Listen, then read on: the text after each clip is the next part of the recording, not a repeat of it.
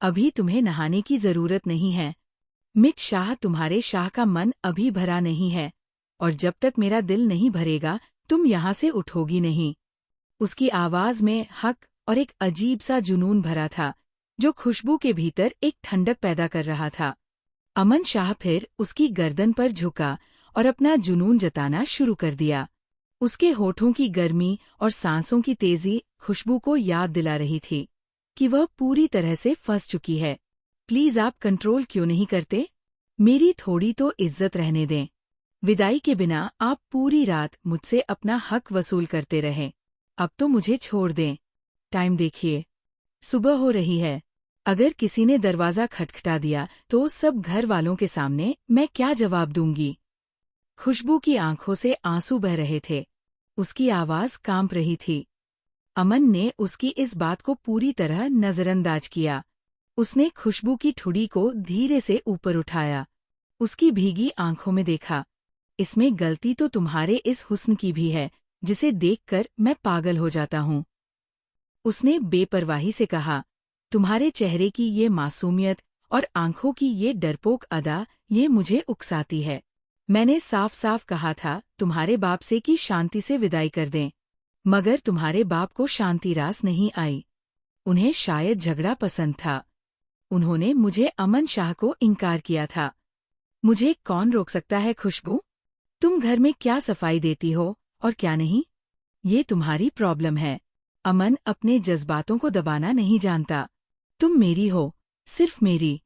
तुम्हारे वजूद पर सिर्फ अमन का हक है, और ये हक मैंने कल रात ही हासिल कर लिया है।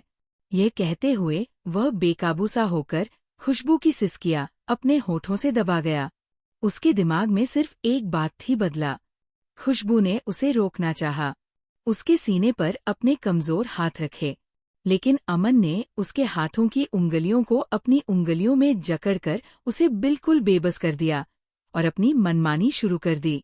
वह पूरी तरह निढाल हो चुकी थी, लेकिन अमन के जुनून में कोई कमी नहीं आई थी। कमरे की हवा भारी हो चुकी थी, सिर्फ सांसों और सिसकियों की आवाजें थी। पता नहीं वह किस बात का बदला ले रहा था, पर उसकी ये शिद्दत डरावनी थी। पूरी रात उसने 3 बार उससे हक वसूल किया था। वो खुद भी पसीने से तर हो चुका था। सांस फूलने लगी थी और रो रो कर खुशबू के आंसू खत्म हो चुके थे। उसकी आंखें सूज चुकी थी। उसका वजूद अब दर्द के अलावा कुछ महसूस नहीं कर रहा था। अब बाहर दिन की हल्की रोशनी खिड़की के पर्दों को छानकर कमरे में झांकने लगी थी। कमरे में थोड़ा उजाला होने के बाद अमन ने उस नाजुक लड़की को छोड़ा। उसके होठों को आज़ादी मिली। वो गहरी सांस लेने लगी। अमन झटके से बेड से उठा, उस पर लिहाफ फेंकी, अपनी शर्ट के बटन बंद किए और शांत होकर खिड़की से बाहर झांकने लगा। खुशबू फूट फूट कर रोई थी। उसकी आवाज कमरे की दीवारों से टकराकर वापस आ रही थी। उसे पता था कि अब उसे शारीरिक दर्द से ज्यादा मानसिक दर्द झेलना पड़ेगा। उसे बहुत सारे सवालों का सामना करना पड़ेगा, और उसके पास कोई सफाई नहीं थी। वह अब रमीज की बीवी थी, चाहे ये शादी जबरदस्ती ही क्यों ना हुई हो। सुबह हो चुकी थी और भागने का कोई रास्ता नहीं था। बिस्तर पर बिछी चादर को देखकर उसका जी चाहा कि जमीन फट जाए और वह उसमें समा जाए। वह चादर उसे उसकी बर्बादी की कहानी सुना रही थी कि उस पत्थर दिल इंसान ने उससे उसका सब कुछ छीन लिया था। उसे वह दिन याद आया जब अमन से वो पहली बार मिली थी, जिसके लिए अब वह सिर्फ आंसू ही बहा सकती थी। वो अपनी दोस्त के मेहंदी फंक्शन में गई थी। उसकी सभी दोस्त अपनी अपनी गाड़ियों में आई थी, लेकिन खुशबू को उसकी दोस्त लेने आई थी क्योंकि उसके पास कार नहीं थी। वह एक मिडिल क्लास फैमिली से थी। राबिया ने बहुत जोर देकर उसे बुलाया था। हॉल के बाहर बहुत सारी गाड़ियां खड़ी थी। जैसे ही खुशबू अमन की गाड़ी के पास से गुजरी, अमन गाड़ी में ही बैठा फोन पर किसी से बात कर रहा था। उसने गाड़ी का आधा खुला दरवाजा बंद किया। तभी पास से गुजरती खुशबू का दुपट्टा उसकी गाड़ी में फंस गया। जैसे ही खुशबू आगे बढ़ी, उसका दुपट्टा खींचा। उसे लगा जैसे किसी ने उसका दुपट्टा पकड़ लिया है। उसने गुस्से से पीछे देखा तो उसके नए सूट का सजावटी दुपट्टा गाड़ी में फंस चुका था। वह गुस्से से पलटी। अमन फोन पर बात करने में बिजी था। जब खुशबू ने खिड़की खटखटाई, अमन ने खिड़की की तरफ देखा। लड़की खूबसूरत थी, मगर बहुत गुस्से में लग रही थी। उसने खिड़की का शीशा नीचे किया। जी बताइए। अमन ने फोन बंद नहीं किया था। क्या आपको जरा भी एहसास है कि ये मेरा सूट बिल्कुल नया है और मैंने इसे पूरे 20,000 में खरीदा था? अमन उस लड़की की बात समझ नहीं पाया। वह कहने लगा तो मैं क्या करूं? खुशबू उसके लापरवाह अंदाज को देखकर भड़क गई। वह कहने लगी अपनी इस खटारा गाड़ी का दरवाज़ा खोलिए। मेरा दुपट्टा इसके अंदर है। ये सुनकर अमन ने तुरंत दरवाज़ा खोल दिया, लेकिन खुशबू का दुपट्टा फट चुका था। वो ऐसी थी कि बस अभी रो देगी। खुशबू का चेहरा गुस्से से लाल होने लगा। उसने हैरानी से अपने दुपट्टे को देखा, जिसका खूबसूरत किनारा फट गया था। तुरंत उसकी आंखों में नमी आ गई, लेकिन उसने खुद को संभाल लिया। अमन जो अभी तक फोन पर किसी से बात कर रहा था, उसकी हालत देखकर थोड़ा सीधा होकर बैठ गया, जैसे पहली बार उसे गौर से देख रहा हो। क्या हुआ? अमन ने भौहें चढ़ाते हुए पूछा, जैसे उसे कोई खास फर्क ही न पड़ा हो। खुशबू ने गहरी सांस ली। उसकी आंखों में गुस्सा और नाराजगी थी। क्या हुआ? वो कठोर लहजे में बोली। मेरा दुपट्टा फट गया और आपको कोई फर्क ही नहीं पड़ता। इतने आराम से पूछ रहे हैं कि क्या हुआ? अमन ने एक नज़र उसके दुपट्टे पर डाली, जो सचमुच बुरी तरह से फट चुका था। फिर कंधे उचकाकर लापरवाही से बोला, तो दुपट्टा ही तो है, नया ले लेना। वैसे भी तुम कह रही थी कि 20,000 का था, तो तुम्हें तो खुश होना चाहिए कि तुम्हारी पसंद का एक और नया सूट आ जाएगा। खुशबू का मुंह हैरानी से खुल गया। वाह, क्या लॉजिक है! उसने खींचकर कहा, किसी का नुकसान हो जाए और आप कह रहे हैं कि कोई बात नहीं, नया ले लो। आप जैसे लोगों के लिए तो शायद ये कुछ नहीं, मगर मेरे लिए बहुत बड़ी बात है। अमन ने उसे सिर से पैर तक देखा।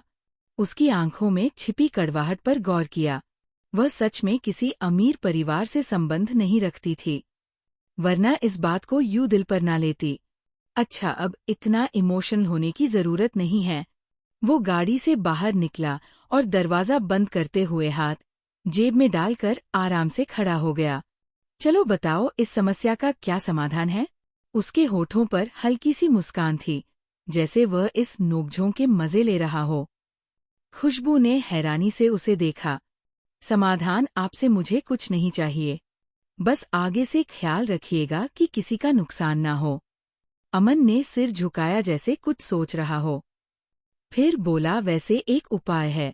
अगर तुम्हें बहुत ज्यादा अफसोस हो रहा है तो मैं तुम्हें नया दुपट्टा दिलवा देता हूँ। खुशबू ने चिढ़कर कहा, अफसोस नहीं, गुस्सा है, और मुझे नहीं चाहिए आपकी दी हुई चीज। ये तो हद है। मदद भी करो तो आप इनकार कर रही हैं। अमन ने आंखें सिकोड़ी। तुम्हें लगता है कि मैं तुम्हें मजबूर करूंगा? नहीं भाई, मैं जबरदस्ती नहीं करता, मगर एक सलाह दूं? नहीं चाहिए। फिर भी दूंगा। अमन ने शरारती अंदाज में कहा, कभी कभार नुकसान बर्दाश्त करना सीखो। हर चीज पर इतनी शिद्दत से प्रतिक्रिया देना जरूरी नहीं। खुशबू ने दांत पीसे, और आपको किसी के नुकसान पर हमदर्दी रखना सीखना चाहिए। अमन हल्का सा मुस्कुराया। अच्छा, सीख लूंगा, लेकिन इस वक्त तुम्हें किसी तरह से खुश करना जरूरी है। 1 मिनट रुको। वो गाड़ी की पिछली सीट की तरफ गया और कुछ ढूंढने लगा। खुशबू उसे हैरानी से देखने लगी। अब क्या करने जा रहे हैं? अमन ने एक ब्लैक कलर का दुपट्टा निकाला। ये मेरी बहन ने कुछ दिन पहले मेरे पास रखवा दिया था। उसने कहा था कि मुझे ये किसी जरूरतमंद को देना है। मुझे लगता है कि ये तुम्हारे लिए ही था। इसे ले लो। उसने दुपट्टा खुशबू की तरफ बढ़ाया। खुशबू ने हैरानी से पहले उसकी तरफ देखा, फिर उस दुपट्टे को, और फिर नामे सिर हिला दिया। मुझे आपकी हमदर्दी नहीं चाहिए। शुक्रिया। अमन ने कंधे उचकाए। ठीक है, तो फिर अपना फटा हुआ दुपट्टा संभालो और गुस्से में अंदर चली जाओ। वैसे भी तुम्हारी दोस्त तो इंतजार कर रही होगी। फिर वो अपनी गाड़ी में बैठ गया और आराम से पूछा, लेकिन एक बात बताना, गुस्सा ज्यादा कीमती था या दुपट्टा? खुशबू ने तेज नजरों से उसे घूरा और पैर पटकती हुई अंदर चली गई। अमन के होठों पर मुस्कान थी। उसने मन ही मन सोचा, इंटरेस्टिंग लड़की है। इतना कहकर उसने अपने दोस्त को दोबारा फोन मिलाया। हाँ यासिर, मैं तुम्हारे बताए पते पर आ गया हूँ, लेकिन यहाँ एक ही लाइन में बहुत सारे हॉल हैं। हमें जाना किसमें है? अमन उसे सारे हॉलों के नाम बता रहा था। तभी एक हॉल से खिलखिलाने की आवाज आई। सामने वो लड़की अपनी बाकी सहेलियों के साथ खड़ी बातें कर रही थी और खूब हंस रही थी। अमन ने हॉल का नाम पढ़ा। उसे उसी हॉल में जाना था। हालांकि बारात अभी तक नहीं आई थी और उसे अपने दोस्त की बारात के साथ ही हॉल के अंदर एंट्री करनी थी। वह काफी दिलचस्पी से खुशबू को देख रहा था। वह बहुत खूबसूरत थी और उससे भी बड़ी बात, वह बहुत इंटरेस्टिंग बातें करती थी। वह अभी उसे देख ही रहा था कि एक लड़की ने उसे पूछ लिया, अरे खुशबू, ये दुपट्टा कैसे फट गया? खुशबू ने मुंह बनाते हुए कहा, यार, एक पागल की गाड़ी में अटक गया था। एक तो उसने मेरा दुपट्टा फाड़ दिया, ऊपर से कहने लगा कि यह कोई बड़ी बात नहीं है, नया ले लेना। कमीना कहीं का। खुशबू की बात सुनकर अमन वहीं खड़ा मुस्कुरा रहा था, लेकिन खुशबू की नजर उस पर नहीं पड़ी थी। उसी समय दूल्हे और बाकी बारातियों की गाड़ियां हॉल के सामने आकर रुकने लगी। अमन भी जल्दी से अपने दोस्त की गाड़ी के पास चला गया। यासिर गाड़ी से उतरते ही अमन के गले मिला। फिर वह अपने साथ अमन को लिए हॉल के अंदर दाखिल हुआ। सामने ही खुशबू फूलों के हार लेकर खड़ी थी ताकि वह बारात में आए लोगों के गले में उन्हें पहना सके। लेकिन जब उसकी नजर अमन पर पड़ी तो उसके माथे पर बल पड़ गए। ये देखते ही अमन उसके पास जाकर खड़ा हो गया और मजाक में कहा, मिस खुशबू, मैं भी बारात के साथ ही आया हूँ। क्या आप मुझे हार नहीं पहनाएंगी? देखिए, हमारी लड़ाई अपनी जगह है और यह रीति रिवाज अपनी जगह है। खुशबू ने गुलाब के फूलों की वह माला उसकी तरफ बढ़ाई और गुस्से में वहां से अंदर चली गई। लेकिन अब अमन की नजरें खुशबू पर ही टिकी थी। बारात के हॉल में एंट्री करते ही अमन की आंखें अपने आप खुशबू को ढूंढने लगी, जो अपनी सहेलियों के साथ खड़ी हंस कर बातें कर रही थी। उसकी खिलखिलाती हंसी की आवाजें अमन को बहुत अच्छी लग रही थी। वह अनजाने में ही उसे और मासूमियत को देखता रहा, पर खुशबू अपनी सहेलियों के साथ ही बिजी थी। खाने के बाद दूध पिलाने की रस्म शुरू हो गई। अमन भी यासिर के साथ बैठ गया। जैसे ही रस्म शुरू हुई, खुशबू को पता चला कि अमन दूल्हे का सबसे पक्का दोस्त है, तो उसकी भौहें फिर चढ़ गई। चलिए, दूल्हे को दूध पिलाने की रस्म पूरी करनी है, किसी ने खुशमजाज अंदाज में कहा। खुशबू ने अमन की तरफ देखा, जो मुस्कुराते हुए हाथ जोड़े खड़ा था। ये रस्म कहीं ज्यादा महंगी ना हो जाए? अमन ने शरारत से कहा, इतने अमीर बनते हो, लाखों की गाड़ी में घूमते हो और एक दूध के गिलास के पैसे देने में दिक्कत हो रही है। खुशबू ने चुपता हुआ जवाब दिया। वो तुरंत जवाब देने लगा, आप अपनी मांग बताइए मैडम। इस पर खुशबू ने बिना देरी किए कहा, 1 लाख। ये सुनते ही अमन ने हैरानी से कहा, ओह, इतने सारे पैसे? खुशबू ने कॉन्फिडेंस से कहा, जी हाँ, आजकल यही दाम चल रहा है। यासिर ने बीच में आकर कहा कि ये रकम काफी ज्यादा है और खुशबू को थोड़ा कम करना चाहिए, जिस पर खुशबू ने हल्की सी मुस्कान के साथ कहा कि वह सिर्फ 100 रुपए की छूट दे सकती है।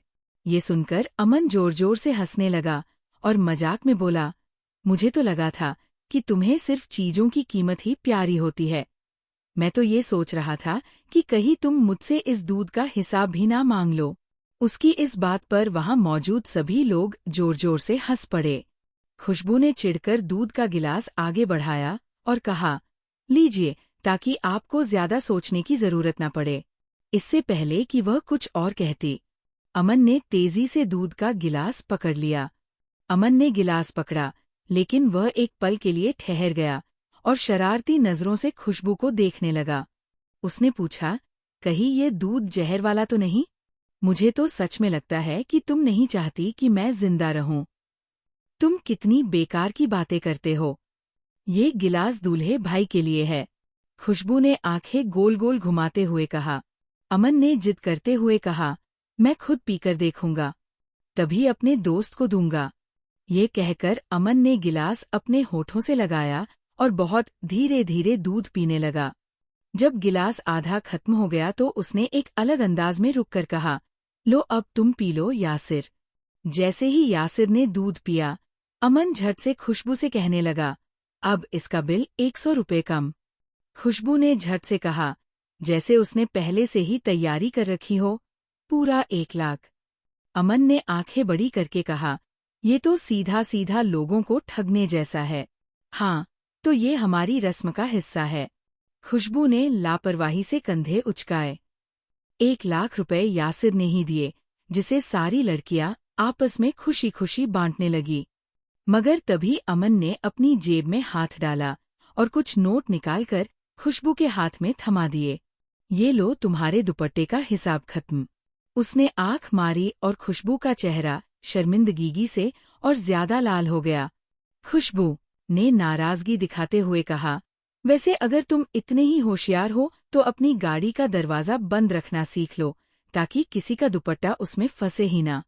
इस पर अमन मुस्कुराया और जवाब दिया, और अगर तुम अपना दुपट्टा संभालना सीख लो तो शायद किसी का दिल भी उसमें ना फंसे।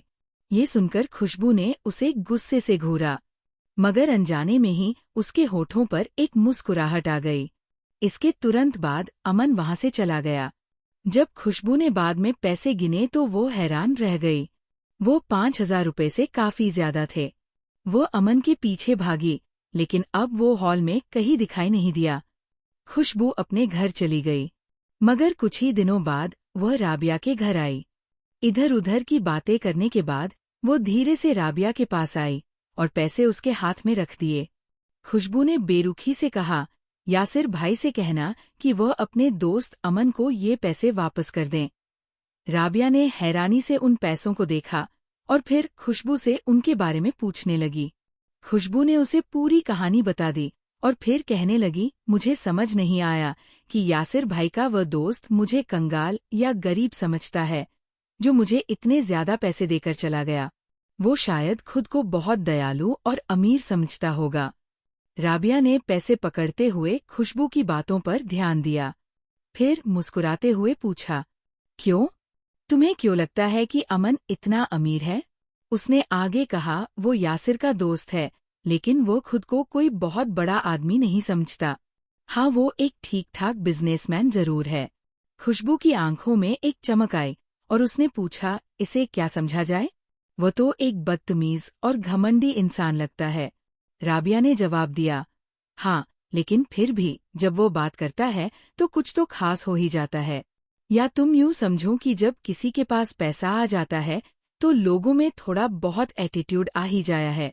राबिया ने खुशबू को चिढ़ाते हुए ये बात कही।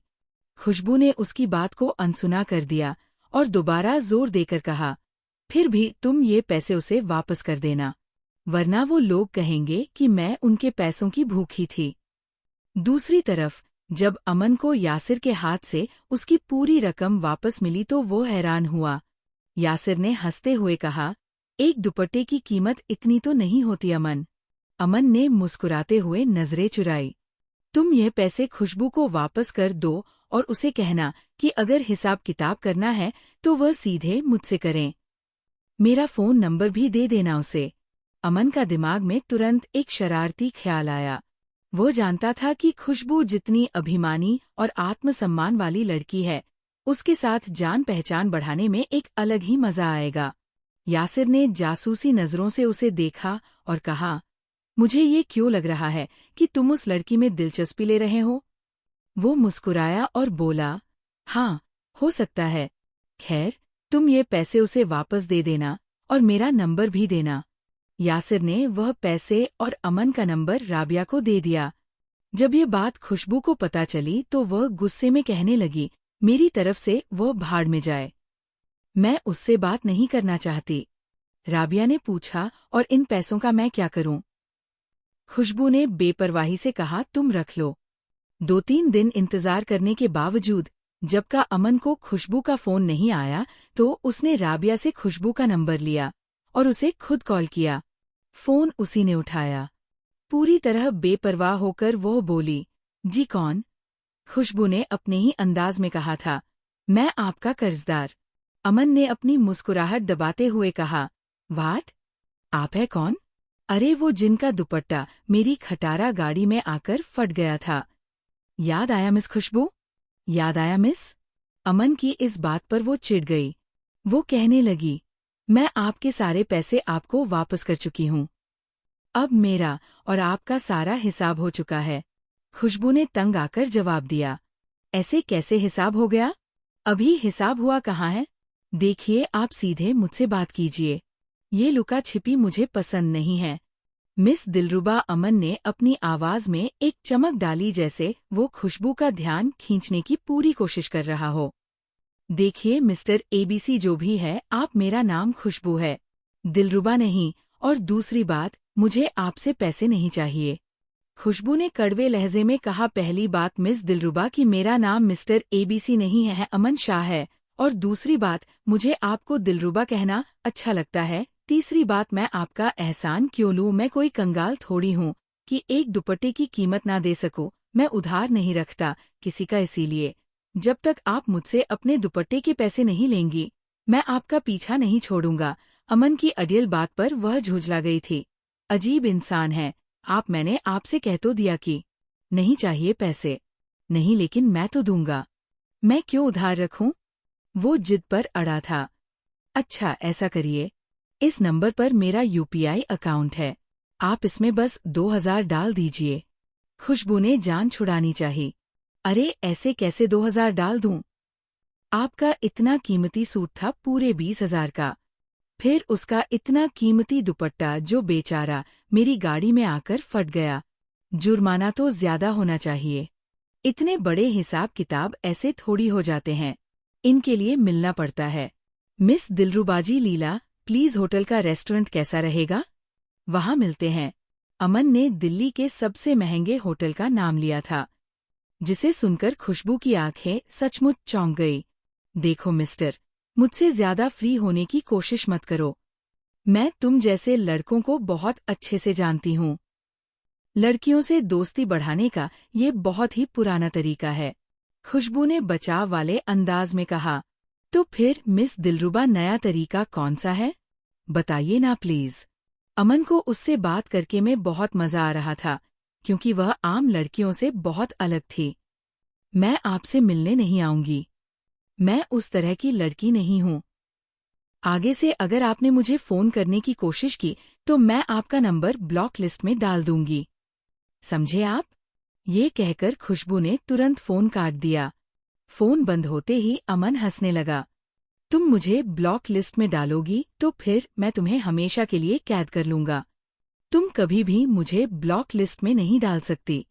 सबसे पहले अमन ने यासिर से बात की कि वह खुशबू को पसंद करता है और उसके घर शादी का रिश्ता भेजना चाहता है। राबिया और यासिर दोनों उस समय चाय पी रहे थे। ये सुनते ही राबिया थोड़ी उलझन में पड़ गई। वो कहने लगी, अमन भाई, वह एक मिडिल क्लास लड़की है।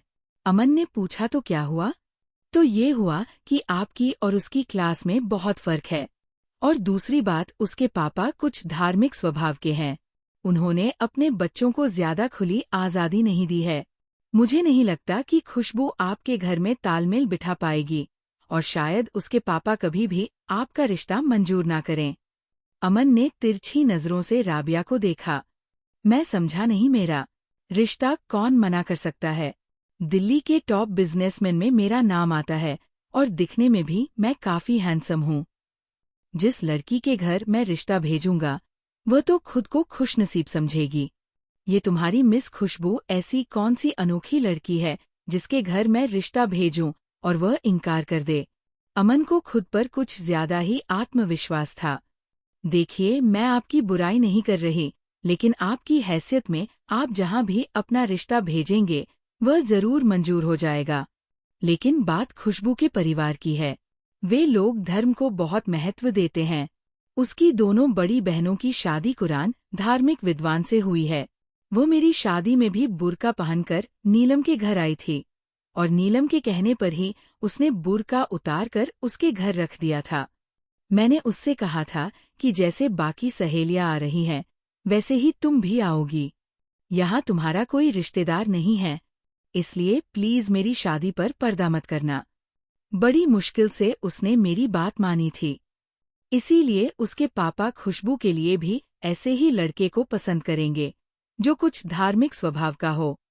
अमन ने खाली कप सामने टेबल पर रखते हुए एक गहरी सांस ली।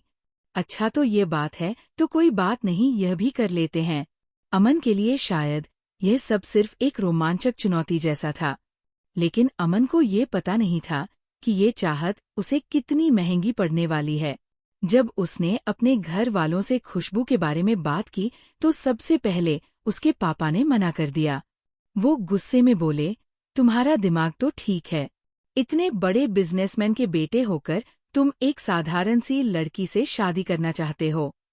मैंने तुम पर कितना पैसा खर्च किया है, तुम्हें बेस्ट एजुकेशन दिलवाई है, अमेरिका और लंदन की डिग्रियां दिलाई, और अब जब मैंने अपनी इज्जत इतनी बढ़िया बना ली है कि लोग मुझसे रिश्ता जोड़ने को बेताब हैं, तो तुम एक मामूली लड़की से शादी करने की बात कर रहे हो। तुम मेरे इकलौते बेटे हो। मैं बहू वही लाऊंगा जो किसी बड़े बिजनेसमैन की बेटी हो और हमारी बराबरी की हो। दूसरा ऐतराज उसकी माँ को हुआ। उन्होंने साफ कह दिया कि वह किसी भी साधारण लड़की को अपनी बहू किसी भी कीमत पर नहीं बनाएंगी, जो उनके सामाजिक दायरे में एडजस्ट ना कर सके। लेकिन अमन भी अपनी जिद का पक्का था। वो कहने लगा, शादी इसी लड़की से करूंगा और हर कीमत पर करूंगा। उसके पेरेंट्स ने अंतिम फैसला सुनाया, मैं और तुम्हारी माँ कभी भी रिश्ता लेकर नहीं जाएंगे। ये कहकर दोनों उठकर अपने कमरे में चले गए। अमन ने जब ये बात यासिर को बताई तो वो कहने लगा, मैं तो पहले ही जानता था कि तुम्हारे पापा कभी नहीं मानेंगे, इसीलिए उस लड़की को भूल जाओ। अमन ने उसकी बात को झुठलाते हुए कहा, मैंने तुमसे सलाह इसलिए नहीं मांगी कि तुम मुझे उसे भूल जाने की सलाह दो। देखो, खुशबू के घर वालों को एक नेक लड़का पसंद है तो ठीक है, मैं किराए के मम्मी पापा ले लेता हूँ, एक छोटा सा घर ले लेता हूँ, और फिर ये रिश्ते की बात तुम करवाओगे। यासिर तो ये सुनकर हैरान रह गया। वो बोला, अमन तुम्हारा दिमाग तो ठीक है ना, मैं ये काम कभी नहीं करूँगा। दोस्त होने का कोई ना कोई फायदा तो होना चाहिए। देखो, तुम मना नहीं करोगे, मुझे वो लड़की बहुत पसंद है और मैं उसे खोना नहीं चाहता। यासिर ने पूछा, झूठ बोलकर उसे कैसे हासिल कर सकते हो? झूठ कभी तो सामने आएगा, जब सच सामने आएगा तब क्या करोगे? अमन ने लापरवाही से कहा, तब का तब देखा जाएगा, फिलहाल तुम मेरी मदद करो। यासिर ने ना चाहते हुए भी हाँ कर दी, लेकिन राबिया और ज्यादा परेशान हो गई थी। अमन ने एक साधारण इलाके में एक घर खरीदा और फिर पैसे देकर अपने किराए के पेरेंट्स भी खरीद लिए। अब उसने यासिर से कहा कि वो खुशबू के घर जाकर उसके पापा के सामने उसकी बात करें। राबिया और यासिर खुशबू के घर मिलने के लिए गए थे। खुशबू ने चाय नाश्ते का अच्छा खासा इंतजाम किया था। खुशबू के पापा यासिर को ड्राइंग रूम में अलग बिठाकर बातें करने लगे, जबकि राबिया खुशबू के कमरे में थी और काफी घबराई हुई लग रही थी। खुशबू की वही पुरानी बातें थी, कभी सहेलियों के किस्से तो कभी अपने परिवार की कहानियां। मौका देखकर यासिर ने खुशबू के पापा से बात शुरू की कि उसका एक दोस्त है अमन, वो अच्छा और शरीफ है, उसके घरवाले भी धार्मिक हैं और खुशबू उसके साथ बहुत खुश रहेगी। ये कहते हुए यासिर के माथे पर पसीना आ रहा था, क्योंकि वह पूरी तरह झूठ बोल रहा था। खुशबू के पापा ने पहले तो कुछ देर सोचा, फिर हाँ कर दी। यासिर ने जब ये खबर अमन को बताई तो वह बहुत खुश हुआ। जिस दिन खुशबू के लिए रिश्ता भेजना था, अमन ने अपने किराए के पेरेंट्स को साफ सुथरे कपड़े पहनाकर खुशबू के घर भेजा था। नकली बाप ने हाथ में तस्बीह भी पकड़ रखी थी और नकली माँ बुर्का पहन कर गई थी। उन्होंने अमन की बहुत तारीफ की। अगले दिन खुशबू के पेरेंट्स अमन को देखने के लिए गए। वह साधारण से लिबास में था, सिर पर टोपी थी और उसने हल्की हल्की दाढ़ी रखी हुई थी। पहली नजर में वो ऐसा लग रहा था जैसे वो सचमुच शरीफ और धार्मिक किस्म का लड़का है। दोनों का रिश्ता तय हो चुका था। उस दिन अमन की खुशी का ठिकाना नहीं था। ये तो उसने सोची नहीं कि जब सच्चाई सामने आएगी तो क्या होगा। वो इस बात से इतना खुश था कि बस जल्द से जल्द खुशबू को पालेगा। लेकिन जब उसके किराए के पेरेंट्स ने शादी की बात की तो खुशबू के पापा ने कहा कि वह अभी 1 साल तक शादी नहीं करेंगे, बल्कि 1 साल तक उस रिश्ते को परखेंगे। ये सुनकर अमन की किराए की माँ ने कहा, ऐसा कीजिए, आप दोनों की शादी कर दें, क्योंकि मैं बीमार रहती हूँ। अगर आपको विदाई अपनी मर्जी से करनी है तो मैं कम से कम अपने बेटे की शादी तो अपनी आंखों के सामने देख सकती हूँ। ये कहते ही उन्होंने आंसू भी बहाए। फिर नकली पापा ने भी कहा, मेरी बीवी को कैंसर की बीमारी है, उसकी यही ख्वाहिश है कि बेटे की शादी जल्द से जल्द देख ले। खुशबू के पापा भी कुछ इमोशन हो गए थे, इसलिए उन्होंने शादी के लिए हाँ कर दी। अगले हफ्ते ही उनकी शादी हो गई थी और वो इतना खुश था जैसे उसने पूरी दुनिया जीत ली हो। लेकिन यासिर बहुत परेशान था। उसे यही डर था कि सच्चाई सामने आने पर ना जाने कौन सी आफत आ जाएगी। खुशबू ने अभी तक अमन को नहीं देखा था और उसका नाम भी नहीं जानती थी। उसे शुरू से यही पता था कि शादी वहीं होगी जहां उसके पापा चाहेंगे, इसीलिए शादी हो चुकी थी। अमन का दिल अब बेचैन होने लगा था। उसका मन करता था कि खुशबू से फोन पर लंबी लंबी बातें करें और उससे मोहब्बत का इजहार करें। उसे रात भर नींद नहीं आती थी और दिल को चैन नहीं था। उसने उसी नंबर से दोबारा खुशबू को फोन किया जिससे उसने पहले बात की थी। उसका दिल जोर जोर से धड़क रहा था। खुशबू शायद वो नंबर भूल चुकी थी। उसने उसी लापरवाही से फोन उठाया। जी कौन? कौन बोल रहा है? जब उसने 2-3 बार हेलो कहने पर भी सामने से कोई आवाज नहीं सुनी तो उसने थोड़ा चिढ़कर कहा, मैं बोल रहा हूँ जो आपका सब कुछ हूँ। खुशबू कुछ घबरा गई थी। मैं समझी नहीं। कौन है आप? वो कौन है जो आपका सब कुछ है? आप मुझे बताइए, अमन ने पूछा। खुशबू ने टालते हुए कहा, कोई भी नहीं। वह कौन है जिसका नाम और जिक्र आजकल आपके दिल को धड़का रहा है? ये सुनकर खुशबू थोड़ी उलझन में पड़ गई। उसने कहा, ऐसा तो कोई अभी तक पैदा नहीं हुआ जिसका नाम और जिक्र खुशबू का दिल धड़का दे। ना तो उसने अमन को देखा था और ना ही शादी को लेकर उसके दिल में ऐसी कोई ख्वाहिश थी। वह कुछ बेपरवाह टाइप की लड़की थी। अमन ने कहा, ऐसा तो हो ही नहीं सकता। वो कहने लगी, देखिए, लड़कियों को परेशान करने के लिए ये सारे तरीके बहुत पुराने हैं। आगे से मुझे फोन मत कीजिएगा। अमन ने कहा, मैं अमन बात कर रहा हूँ, आपका शौहर। ये सुनकर खुशबू के हाथ से मोबाइल गिरते गिरते बचा था। पहली बार उसका दिल जोर जोर से धड़क रहा था। उसे उम्मीद नहीं थी कि वह उसे फोन भी कर सकता है। वो ये भूल चुकी थी कि इस नंबर से पहले भी उसकी बात अमन से हो चुकी है, क्योंकि इस बात को 2-3 महीने गुजर चुके थे। उसे लगा कि शायद पहली बार इस नंबर से कॉल आई है। पहली बार वह झिझकी थी और पूछने लगी, आप? वो कहने लगा, जी हाँ, मैं, क्या आपको बुरा तो नहीं लगा कि मैंने आपको फोन कर लिया? बस ऐसे ही कुछ देर बात करना चाहता था।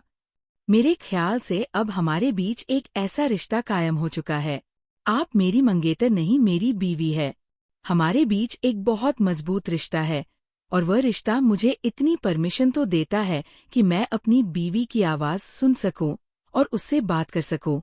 पहली बार खुशबू के हाथों में पसीना आया था और पहली बार उसे कुछ अलग महसूस हुआ था। उसने तुरंत अपना कमरा बंद किया। उसने बहुत धीमी आवाज में कहा, आपको पापा ने बताया नहीं? अमन ने पूछा, क्या नहीं बताया? उसने कहा, मेरे पापा इन बातों को पसंद नहीं करते। अमन ने कहा, उन्हें बताएगा कौन? मैं तो नहीं बताऊंगा। क्या आप बताएंगी? खुशबू, ये तो मेरे साथ बहुत बड़ी ज्यादती हो गई। एक तो आपके पापा ने 1 साल का कहकर मुझे एक कड़े इम्तिहान में डाल दिया और उस पर आप भी मुझ पर ऐसी पाबंदी लगाएंगी तो मेरे लिए तो बहुत मुश्किल हो जाएगी। मेरा रिश्ता मुझे बार बार तंग करता है और मैं तो सिर्फ आपकी आवाज सुनना और आपसे बात करना चाहता हूँ। प्लीज आप मना मत कीजिएगा। खुशबू ने पहले तो झट से फोन बंद कर दिया। फिर उसने अपने दिल पर हाथ रखकर जोर जोर से धड़कने वाले दिल को थोड़ा शांत करने की कोशिश की। लेकिन अब इस नंबर से उसे अक्सर फोन आने लगा था। कभी कभी वो मना करती तो कभी कभी कुछ देर बात भी कर लेती थी, मगर वह परेशान रहती थी। धीरे धीरे उसे अमन की बातों में दिलचस्पी होने लगी। आखिरकार उसे ये भी पता था कि वह उसका शौहर है और अमन उससे अब तक पूरी शराफत में ही बातें कर रहा था। तकरीबन 3 महीने गुजर चुके थे। इन 3 महीनों में ये हुआ था कि खुशबू के दिल में अमन के लिए मोहब्बत बढ़ चुकी थी। एक बार अमन ने पूछा कि क्या तुमने मुझे देखा है? उसने कहा नहीं, मैंने तो आपको नहीं देखा और देखना जरूरी भी नहीं समझती। पापा ने देखा है ना? अमन ने कहा, अगर मैं आपको देखने में अच्छा नहीं लगा तो क्या करेंगी? उसने कहा, हमारे यहाँ ऐसा नहीं होता। हमें पता होता है कि हमारे पेरेंट्स जिससे भी हमारा रिश्ता तय करेंगे हम उसे पसंद कर लेंगे। और फिर आपने खुद तो कहा शादी के रिश्ते में बहुत ताकत होती है। अमन ने पूछा, अगर मैं देखने में मोटा काला या भद्दे नैन नक्श का हुआ तो इस पर खुशबू हंसने लगी। वो कहने लगी, अगर मेरे पापा को मेरे लिए ऐसा ही लड़का अच्छा लगा तो यकीनन आप में कोई ना कोई खास बात भी होगी। वो खुशबू की बात सुनकर बहुत हैरान हुआ था।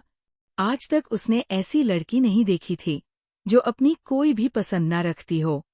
अमन ने कहा, क्या अभी आपका दिल नहीं चाहता? मैं पिछले 3 महीने से आपसे बातें कर रहा हूँ। क्या एक बार भी दिल नहीं चाहता कि मुझे देखें? इस बात पर वो घबरा गई थी। हाँ, ये ख्वाहिश उसके दिल में आने लगी थी कि एक बार अमन को देखे कि वो कैसा है। मैं तो ऐसा नहीं सोचती, लेकिन अगर आप चाहते हैं तो मेरे व्हाट्सएप नंबर पर तस्वीर भेज सकते हैं। अमन ने अपनी कुछ तस्वीरों को एडिट करके भेजा था, जिसमें नकली दाढ़ी थी, रंगत कुछ सांवली सी लग रही थी और उसने नैन नक्श भी थोड़े बदल दिए थे। ये बिल्कुल अलग दिखने वाली तस्वीर खुशबू को मिली थी, लेकिन उसे बुरा नहीं लगा क्योंकि वो बहुत ही धीमी आवाज में बात करता था और इन 3 महीनों में उसने कोई भी फालतू बात नहीं की थी। फिर उसने पूछना चाहा, मैं आपको कैसा लगा? बताइए ना प्लीज खुशबू। खुशबू को शर्मा रही थी अपने मुंह से ये कहते हुए कि आप मुझे अच्छे लगते हैं। उसने बस एक दिल हार्ट इमोजी बनाकर उसे भेज दिया और अमन इतना खुश था कि वह बयान नहीं कर सकता था। उसने कहा, बहुत शुक्रिया। मैं बहुत परेशान था कि पता नहीं मैं आपको अच्छा लगूंगा कि नहीं। 4 महीने गुजर गए थे। अमन जब भी खुशबू के पापा से मिलता तो नकली दाढ़ी लगा लेता, सिर पर सफेद टोपी पहन लेता, सलवार कमीज पहनता, टखनों से ऊंची सलवार रखता और हाथ में तस्बीह पकड़ लेता। ये जरूर हुआ था कि अब वो नमाज पढ़ लेता था, लेकिन पाबंदी से नहीं पढ़ता था, मगर बाकी सब कुछ झूठ पर आधारित था। उसने एक बार भी ये नहीं सोचा कि जब सच सामने आएगा तो खुशबू पर क्या गुजरेगी या उसके पिताजी उसके साथ क्या सलूक करेंगे। उसे लग रहा था कि शादी हो गई है तो अब कोई प्रॉब्लम नहीं होगी। दूसरी बात, उसे इस बात का यकीन था कि खुशबू उससे प्यार करने लगी है, इसीलिए अगर उसके पापा को थोड़ा बहुत गिला शिकवा हुआ भी तो खुशबू उसका साथ देगी। लेकिन वह ये भूल गया था कि खुशबू अपने पापा से सबसे ज्यादा प्यार करती है। अपने पापा के खातिर वो अमन को सीधा जवाब दे देगी। अमन की एक बहुत जरूरी मीटिंग थी और उसे वो मीटिंग अटेंड करने के लिए एक बहुत बड़े रेस्टोरेंट में जाना था। उसके कामकाज का तरीका कुछ ऐसा था कि वहां पर औरतें भी पैंट सूट पहनकर आती थी और उसे बेझिझक अंदाज से उनसे मिलना पड़ता था। इस बार भी उसने यही किया था। वहां आने वाली औरतों के पहनावे कुछ बोल्ड थे क्योंकि वे विदेशी क्लाइंट्स थे, इसलिए उन्होंने शॉर्ट्स या स्कर्ट्स पहन रखी थी। जैसे ही वो पास आई, अमन को खड़े होकर उनसे बात करनी पड़ी और इन औरतों ने बेझिझक अंदाज में उसके गाल पर किस भी किया। उनके लिए ये सब एक आम सी बात थी। अमन ने उन्हें बैठने का इशारा किया। वो मीटिंग करता रहा, लेकिन उसे ऐसा लग रहा था जैसे कोई नज़र उस पर टिकी हुई है। लेकिन इस वक्त उसके लिए वो मीटिंग बहुत इम्पोर्टेंट थी। उसके पापा भी वहीं मौजूद थे। हर बार की तरह ये मीटिंग भी सफल रही थी। लेकिन जैसे ही मीटिंग खत्म करने के बाद वह पलटा तो कुछ दूरी पर उसे खुशबू के पापा नजर आए, जो गुस्से से उसे घूर रहे थे। वह तो बुरी तरह से घबरा गया था, क्योंकि उन्होंने उसे पहचान लिया था। वह उसके पास आए और बोले, झूठे धोखेबाज इंसान। ये कहकर उन्होंने एक जोरदार थप्पड़ अमन के मुंह पर मारा। अमन के पापा को ये देखकर बहुत गुस्सा आया, क्योंकि सबके सामने उनके बेटे की इज्जत मिट्टी में मिल गई थी। वह हैरान इसलिए थे कि अमन भी चुप था और नजरें यूं झुकाए खड़ा था, जैसे वह कसूरवार हो। फिलहाल अमन के पापा ने खुशबू के पापा का गिरेबान पकड़ लिया और कहने लगे, आपकी हिम्मत कैसे हुई मेरे बेटे को थप्पड़ मारने की। लेकिन खुशबू के पापा भी बहुत गुस्से में थे। वो बोले, मेरा बस चले तो मैं इसका गला दबा दूं। ये एक धोखेबाज इंसान है। इसने मुझे ईमानदारी का धोखा दिया, अल्लाह के नाम का धोखा दिया। मैं इसे छोड़ूंगा नहीं। वो पूरी तरह से भड़के हुए थे। अमन के पापा नासमझी में कभी अमन को देख रहे थे तो कभी खुशबू के पापा को। कई गार्ड वहां आ गए, इसीलिए खुशबू के पापा को बाहर निकाल दिया गया। लेकिन वह चिल्ला रहे थे कि मैं तुम्हें छोड़ूंगा नहीं। तुमने मुझे बहुत बड़ा धोखा दिया है। जैसे ही खुशबू के पापा बाहर गए, अमन के पापा कहने लगे, ये कौन है? ये सबके सामने तुम्हारी इतनी बेइज्जती कर रहा था, यहाँ तक कि तुम्हें थप्पड़ मारा और तुम कुछ बोले भी नहीं। कौन सा धोखा दिया है तुमने इस आदमी को? अमन ने कहा, मैंने इनकी बेटी से शादी की है। वह भी आपकी तरह जिद्दी थे। कहते थे कि किसी अमीर बाप के बेटे को अपनी बेटी नहीं दे सकते।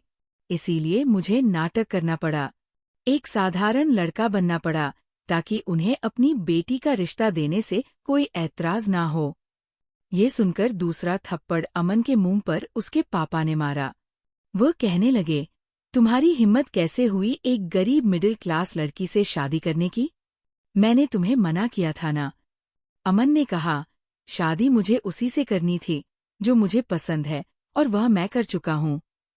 ना तो आप मुझे रोक सकते हैं और ना उसका बाप।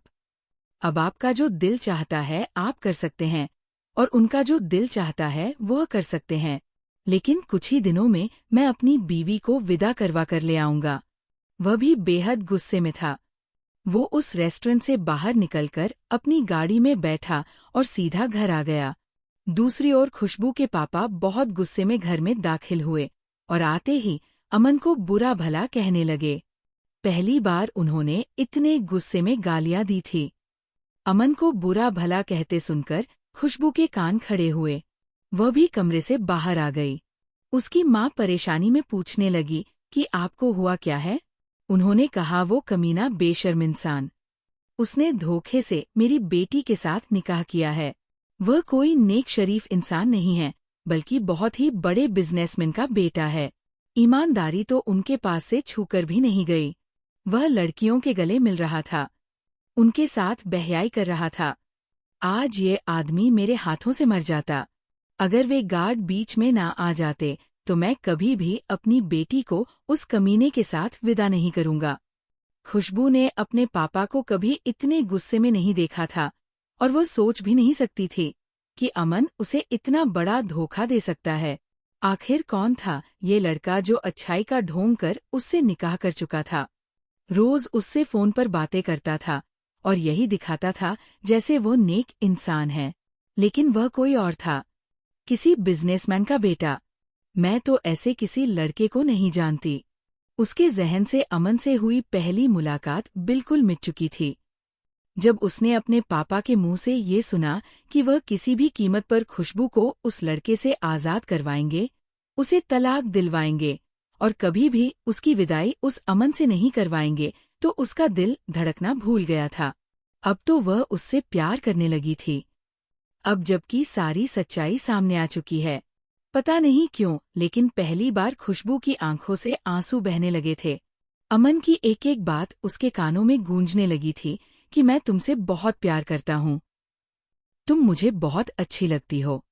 इतना बड़ा धोखा वह उसे क्यों दे रहा था और क्यों दिया था? वह अपने कमरे में आकर बैठ गई थी। तभी उसके फोन पर अमन का नंबर जगमगाने लगा। उसने दरवाजा बंद किया, फोन उठाया। अमन ने कहा, खुशबू अभी यहीं तक उसने कहा था। जब खुशबू ने रूंधे स्वर में कहा, अच्छा नहीं किया आपने, मेरे साथ अच्छा नहीं किया आपने, धोखा दिया है मुझे।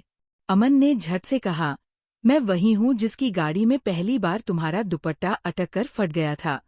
मैं बिजनेसमैन का बेटा हूं ना, मेरा इतना बड़ा कसूर नहीं है।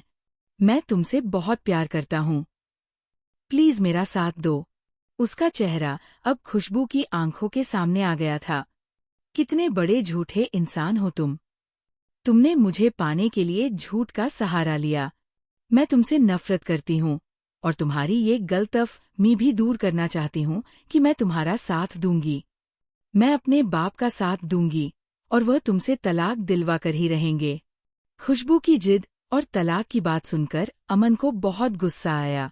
उसकी आंखों में आंसू भर आए। उसने कहा, अच्छा, तुम्हें क्या लगता है, तुम्हें पाने के लिए मैंने इतने झूठ बोले, इतने नाटक किए इसलिए नहीं कि मैं तुम्हें छोड़ दूंगा। तुम मेरी बीवी हो और मरते दम तक मेरी बीवी ही रहोगी। मैं तुम्हें किसी भी सूरत में तलाक नहीं दूंगा। खुशबू ने दृढ़ता से कहा, मैं पापा का साथ दूंगी। मुझसे कोई भी अच्छी उम्मीद मत रखिएगा। वह बार बार खुशबू को पुकारता रह गया, लेकिन खुशबू ने फोन बंद करके मोबाइल को बंद कर दिया, बल्कि उसका नंबर ब्लॉक लिस्ट में डाल दिया था। अमन के होश उस वक्त उड़े जब उसके घर पर तलाक का नोटिस आया था। एक तरफ वो नोटिस देखकर परेशान था तो दूसरी तरफ अपने पेरेंट्स की रोज की बहस सुनकर जो कह रहे थे कि वह किसी भी सूरत में उस लड़की को अपनी बहू नहीं बनाएंगे। वो वकील के पास गया और कहा कि मैं अपनी बीवी को तलाक नहीं देना चाहता। क्या इस सूरत में भी अदालत तलाक दिलवा सकती है? वकील ने कहा, जी हाँ, अगर वह ये कह दे कि मैं आपके साथ रहना नहीं चाहती तो ऐसा मुमकिन है। वो उससे पूछने लगा, खुला, किस सूरत में नहीं हो सकती? वकील ने कहा, ऐसा मुमकिन है अगर तुम्हारी बीवी उम्मीद से हो जाए तो ये बात बच्चे के जन्म तक रुक सकती है। वो भी मैं बहुत कोशिश करूंगा। और मेरे ख्याल से जब कोई औरत माँ बनती है तो तलाक बहुत सोच समझ कर ही लेती है, क्योंकि सबसे पहले वह अपने बच्चे के बारे में सोचती है, उसके भविष्य के बारे में सोचती है। पहली पेशी 1 हफ्ते के बाद थी। अमन को जो भी कुछ करना था उसे 1 हफ्ते के अंदर अंदर करना था। पहले उसने शालीनता से बात करने की कोशिश की। वह खुशबू के घर आया, लेकिन उसके पापा धक्के मारकर उसे निकाल दिया। वह बार बार कहता रहा कि मैं आपकी बेटी को बहुत खुश रखूंगा। मेरा तरीका गलत था, लेकिन मेरी नीयत गलत नहीं थी। मैं उसे बहुत चाहता हूँ। मैं उसे पूरी इज्जत दूंगा। आप जैसा चाहते हैं मैं वैसा बन जाऊंगा। लेकिन खुशबू के पापा को तो जैसे उससे बैर हो गया था। वो कहने लगे, चले जाओ यहाँ से, मैं अपनी बेटी को कुएं में फेंक दूंगा, उसका गला दबाकर जान से मार डालूंगा, लेकिन तुम्हारे साथ विदा कभी नहीं करूंगा। अमन के पास बस एक ही तरीका बचा था। वो रात के अंधेरे में उनके घर में दाखिल हुआ। जब सब सो रहे थे, धीरे से वो ढूंढता हुआ खुशबू के कमरे में पहुंच गया, जहां वह बेखबर सो रही थी। उसने धीरे से दरवाजा बंद किया और फिर अपनी शर्ट उतारकर गुस्से से एक तरफ फेंक दी। वो खुशबू के करीब जाकर लेट गया। वह बेखबर सो रही थी। तलाक से बचने का बस एकमात्र तरीका था कि वह उसके साथ रात गुजारे। उसने ये सब करने में 1 मिनट भी नहीं लगाया और खुशबू को अपने साथ पूरी तरह से बांध लिया। वह बुरी तरह से हड़बड़ाकर उठी थी और डर गई थी। कौन है तुम्हारा शौहर, अमन शाह? ये सुनकर वह डर के मारे पीछे हटने लगी, लेकिन नाकाम रही। नहीं मिसेस, आज तो मिलन की रात है, तुम्हें तलाक चाहिए। ऐसे कैसे जाने मन? मेरे दिल में धड़कने के बाद तुम्हें आज़ादी तो कभी नहीं मिल सकती। मैंने बड़ी शराफत से तुम्हारे बाप से कहा था कि मेरी बीवी मेरे हवाले कर दें, मगर वो नहीं माने। इसीलिए सुहागरात तो मुझे मजबूरन ससुराल में ही मनानी पड़ेगी। इससे पहले कि खुशबू कोई ऐतराज करती, अमन ने उसे मौका नहीं दिया। वह उस पर पूरी तरह हावी हो चुका था। इससे पहले कि वह चीखती चिल्लाती, अमन ने उसके होठों को कैद कर लिया था।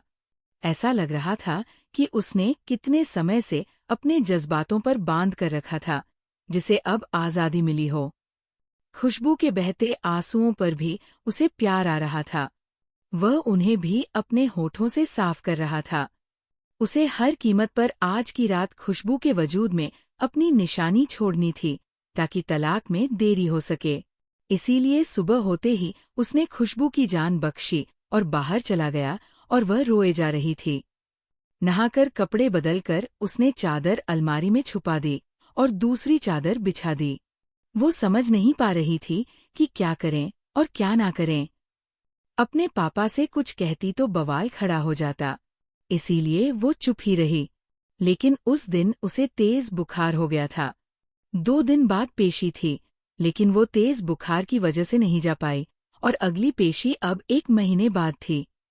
10 दिन बाद जाकर खुशबू का बुखार उतरा था। उसकी आंखों के नीचे काले घेरे पड़ गए थे और उसकी रंगत बिल्कुल पीली पड़ गई थी। उसके साथ क्या हो गया था? वह किसी से कुछ नहीं कह पा रही थी। उसे इस वक्त अमन के नाम से भी नफरत हो रही थी। उसने उसके साथ अच्छा नहीं किया। पहले धोखे से शादी की और फिर रात के अंधेरे में छुप-छुप कर जबरदस्ती रिश्ता कायम कर लिया, सिर्फ उसके बाप को हराने के लिए। लेकिन खुशबू ने भी मन बना लिया था कि अगली पेशी पर जाएगी और कहेगी कि वह उस आदमी के साथ नहीं रहना चाहती। लेकिन अभी 25 से 26 दिन ही गुजरे थे कि उसका जी मचलने लगा। कुछ भी खाती तो उल्टी हो जाती। अपनी माँ को बताने के बजाय उसने राबिया से बात की और उसे ये भी कहा कि वह क्यों उस अमन का रिश्ता लेकर आई। राबिया ने कहा कि वह तुमसे प्यार करता था। कहता था बाद में सब कुछ ठीक हो जाएगा। फिलहाल इस वक्त राबिया के अलावा वह किसी से बात नहीं कर सकती थी। उसकी हालत सुनकर राबिया को कुछ चिंता हुई थी। उसने कहा, प्लीज तुम मेरे घर आ जाओ।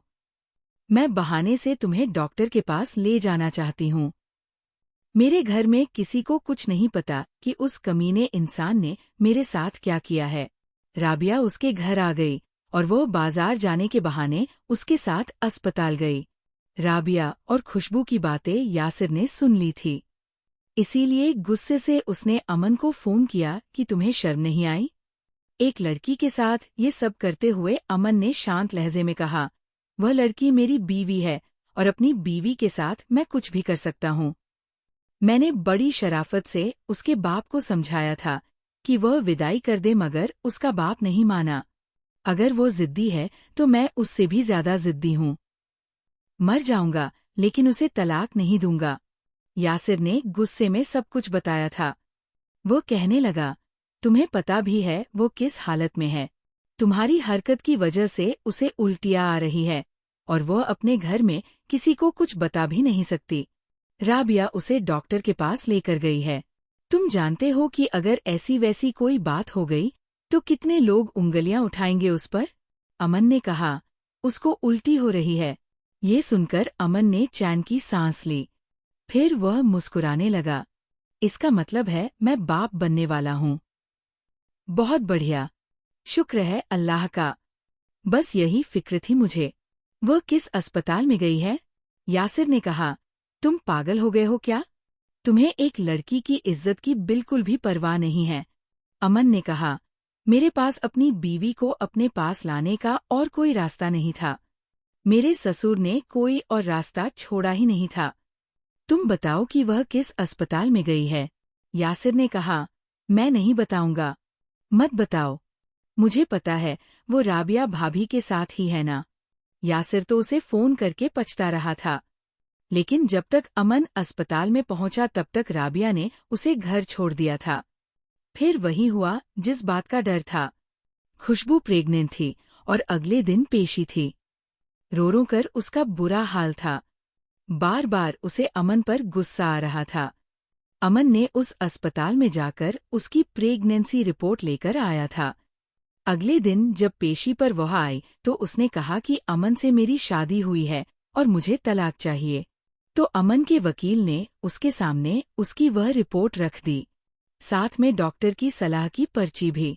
जज साहब ने तो अपना चश्मा नाक से ऊपर करके गौर से देखा और फिर कहा, आप तो कह रही हैं कि सिर्फ उससे आपकी शादी हुई है, लेकिन हमारे पास इस मेडिकल रिपोर्ट के मुताबिक आप दोनों हस्बैंड वाइफ है और आप उनके बच्चे की माँ भी बनने वाली है। ये सुनकर खुशबू के पापा कहने लगे, ये रिपोर्ट झूठी है, यह आदमी झूठा है और धोखेबाज है। धोखे से इसने मेरी बेटी से शादी की और अब भी झूठ बोल रहा है। मेरी बेटी तो इसे जानती तक नहीं है। उसी वक्त उसका ब्लड सैंपल लिया गया और ये कहा गया कि जब तक इसकी रिपोर्ट नहीं आती अदालत बर्खास्त नहीं होगी। 2 से 3 घंटे बाद रिपोर्ट आई और वही थी। अमन सच्चा साबित हो गया था। उसके पापा है से कभी खुशबू को देख रहे थे तो कभी अमन को। उन्होंने खुशबू से कहा, ये सब क्या है? खुशबू ने हिम्मत जुटाकर बताया, इस आदमी ने जबरदस्ती मेरे साथ ये सब किया है। अमन ने गिड़गिड़ाते हुए कहा, ये मेरे बच्चे की माँ बनने वाली है और अब मैं अपनी बीवी को इस हालत में छोड़ना नहीं चाहता। खुदा के लिए मुझे एक मौका दीजिए। मैं आपकी बेटी को बहुत खुश रखूंगा, वरना जैसे ही मेरा बच्चा पैदा होगा तो मैं इससे अपना बच्चा ले लूंगा। ये सुनकर खुशबू ने नफरत भरी नजरों से उसे देखा। उसके पापा कहने लगे, पहले ये भरी अदालत में मुझसे माफी मांगेगा, फिर मैं अपनी बेटी का हाथ इसके हाथ में दूंगा। लेकिन खुशबू ने साफ इनकार करते हुए कहा, लेकिन मुझे इस आदमी के पास नहीं जाना। खुशबू ने कहा, मैं इसका बच्चा इसे वापस नहीं करूंगी। लेकिन उसके पापा जानते थे कि उनकी बेटी की बात का कोई नहीं सुनेगा। अमन ने एक बहुत बड़ी चाल चली थी। खुशबू के पापा ने भरी अदालत के सामने घुटनों के बल बैठकर हाथ जोड़कर अमन से माफी मांगी थी और फिर खुशबू का हाथ पकड़कर उसे बाहर लेकर गए थे। वह अपना हाथ छुड़वा रही थी। मुझे नहीं रहना आपके साथ, मेरा हाथ छोड़ो, वह बार बार उससे कह रही थी। लेकिन अमन खामोशी से उसका हाथ पकड़कर उसे अपनी गाड़ी तक लेकर आया था। उसने उसे गाड़ी में बिठाया, दरवाजा बंद किया और फिर ड्राइविंग सीट पर बैठकर गाड़ी चलाने लगा। बहरे हैं आप, आपको सुनाई नहीं देता कि मुझे आपके साथ नहीं रहना। आप इंसान नहीं हैं, जानवर हैं और मैं आपसे नफरत करती हूँ। ये कहते हुए वो अपने आंसू साफ कर रही थी। अमन ने उसे कोई जवाब नहीं दिया। जैसे ही गाड़ी बंगले के अंदर दाखिल हुई और वो खुशबू का हाथ पकड़कर उसे घर के अंदर लेकर आया तो उसके मम्मी पापा गुस्से में बैठे थे। उन्होंने कहा, ये लड़की इस घर की बहू नहीं बनेगी। अमन ने दृढ़ता से कहा, अगर ये यहाँ नहीं रहेगी तो मैं भी चला जाऊंगा, क्योंकि ये मेरे बच्चे की माँ बनने वाली है और मैं अपने बच्चे को दर-दर की ठोकरें नहीं खिलवा सकता। अगर आपको अपनी बहू को नहीं अपनाना तो फिर समझ लीजिए कि बहू के साथ बेटा भी चला जाएगा और मुझे फर्क नहीं पड़ेगा। पापा, मैं जिस कंपनी में चाहूंगा काम कर सकता हूँ, पैसा भी कमा सकता हूँ, लेकिन आपकी कंपनी डूब जाएगी। फैसला मैं आपके हाथ में छोड़ रहा हूँ। ये कहकर वो खुशबू को अपने कमरे में ले गया, दरवाजा बंद किया और उसका हाथ पकड़कर उसे बेड पर बिठाया। उसने कहा, अब बताओ क्या प्रॉब्लम है तुम्हारी? ऐसा क्या अलग किया है मैंने जो शौहर अपनी बीवी से नहीं करता? तुमसे मोहब्बत की है, तुम्हें पाने के लिए बस थोड़ा सा झूठ बोला था, थोड़ा सा धोखा दिया था, लेकिन मेरी मोहब्बत तो सच्ची थी और ये भी झूठ है कि तुम मुझसे नफरत करती हो। 4 महीने हमने बातें की है, इन 4 महीनों में मोहब्बत का इजहार तो तुमने भी किया है। ये सब कुछ बहुत अच्छे तरीके से भी हो सकता था, अगर तुम्हारे पापा जिद ना करते तो। मेरे पास कोई दूसरा रास्ता नहीं था। खुशबू और तुम्हारा बाप तुम्हें तलाक दिलवा देना चाहता था और मैं मर जाता इस बात पर। इस बात पर खुशबू का हाथ अपने आप उसके होठों पर जाकर लगा था। उसकी आंखों में अजीब सी तड़प थी, लेकिन उसने अपने आप को कंट्रोल किया और अपना हाथ उसके होठों से पीछे कर लिया। अमन ने कहा, अब भी यही कहोगी कि तुम्हें मुझसे मोहब्बत नहीं है? मोहब्बत तुम करती हो, मैं भी तुमसे करता हूँ। तुम्हें पूरी इज्जत दूंगा जिसकी तुम हकदार हो। अपने दिल से सारी नफरतें और गिले शिकवे दूर कर लो। बस ये याद रखो कि तुम मुझे चाहती हो। और अब तो वैसे भी हम लोग मम्मी पापा बनने वाले हैं। अब हमें अपने बच्चे के बारे में सोचना चाहिए। ये कहते हुए उसने खुशबू का हाथ पकड़ा था और अपने होठों पर लगाया था। खुशबू ने भी कोई ऐतराज नहीं किया था। तलाक तो वह भी नहीं चाहती थी, लेकिन अपने बाप को मना भी नहीं कर सकती थी। अमन का तरीका गलत था, लेकिन नियत गलत नहीं थी। जब उनके घर बेटा पैदा हुआ तो उसके पेरेंट्स भी पिछली तमाम रंजिशें भूल चुके थे। वह अपने पोते से बहुत प्यार करते थे। जब वह 1 महीने का हो गया तब अमन खुशबू को और अपने बेटे को खुशबू के मायके लेकर गया। अपने नवासे और बेटी को देखकर उन्होंने भी पिछली बातें भुला दी थी। अमन ने दोबारा उनसे माफी मांगी थी। उसका तरीका गलत था, लेकिन अपनी बेटी को खुश देखकर खुशबू के पापा ने दिल से सारी कड़वाहट खत्म कर दी थी और दामाद को भी गले लगा लिया था। अमन ने अपने आप को बदल दिया था। खुशबू की मोहब्बत ने उसे बिल्कुल बदल दिया था। अब भी वह उससे उतनी ही मोहब्बत करता था। अगर वो 10 मिनट अमन को नजर नहीं आती तो वो बेचैन सा हो जाता था। वो कहता था, बस जब मैं ऑफिस से आऊं तो मेरी आंखों के सामने रहा करो। दोनों ही एक दूसरे के साथ बहुत खुश थे। दोस्तों, उम्मीद है कि आपको हमारी कहानी पसंद आई होगी। अगर कहानी पसंद आई तो वीडियो को लाइक करें। अगर आप चैनल पर नए हैं तो सब्सक्राइब जरूर करें।